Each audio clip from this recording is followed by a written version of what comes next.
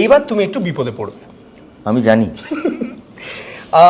আমরা খবর নিয়েছি যে তুমি একদমই সোশ্যাল মিডিয়ায় ব্যক্তিগতভাবে অ্যাক্টিভ নয়, তুমি খুব কম ফোন চ্যাট এইসবের থেকে দূরে থাকো, চেষ্টা করি থাকার। হ্যাঁ, ইমোজি ব্যাপারটা নিয়ে তোমার খুব একটা আইডিয়া নেই, কয়েকটা জানি, কয়েকটা জানো। তো আমরা ইমোজি নিয়েই এবার তোমাকে ধরবো। শেষ শেষ। আমরা কয়েকটা ইমোজি, শক্ত হলে আমি কিছু পারবো না। তুমি তুমি ঠিক পারবে।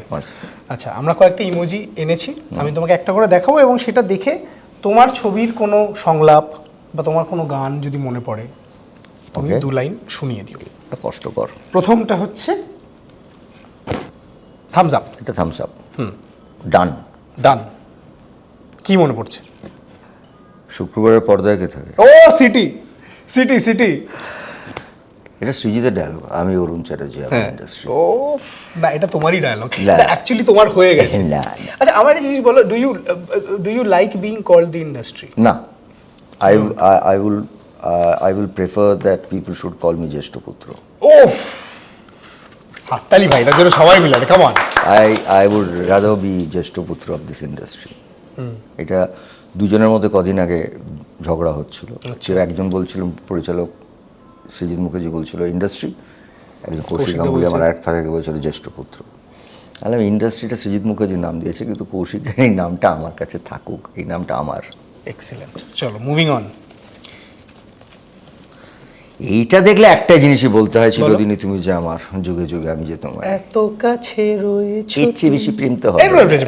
ঠিক আছে ঠিক আছে, চলো রেডি। আমি চুরি করিনি মা, বিশ্বাস করো, আমি চুরি করিনি, আমি চুরি করিনি, অনামিকানি কোথায়। এটা কোন সিনেমার ডায়লগ আমার মনে নেই, কিন্তু বিভিন্ন জায়গায়, আমি জানি না তোমার কাছে পৌঁছয় কিনা, এইটা ধরো এই যে সিনটা, এটা একজন মিম বানিয়েছে সিনটা, তার উপরে লেখা যে যখন আমি রাত্রির বেলা ফ্রিজ থেকে মিষ্টি খাই এবং মা ধরে ফেলে, এইরকম টাইপের জিনিসপত্র। তোমার কি ভালো লাগে নাকি? আমার খুব ভালো লাগে, এনজয় করি। আমি তো নিজে করেছি এটা, মানে আমি তো করেছি নিজে, একটা অ্যাডে করেছে। এটা হচ্ছে প্রচন্ড দাঁত বের করে হাসা। কি মনে হচ্ছে দেখে এটা? এটা তো হাসি দাঁত বার করে। এরম ভাবে ভিলেনরা হাসলে মিঠুনদার ডায়লগটাই মনে পড়ছে, মারবো এখানে 10 এক্সিলেন্ট।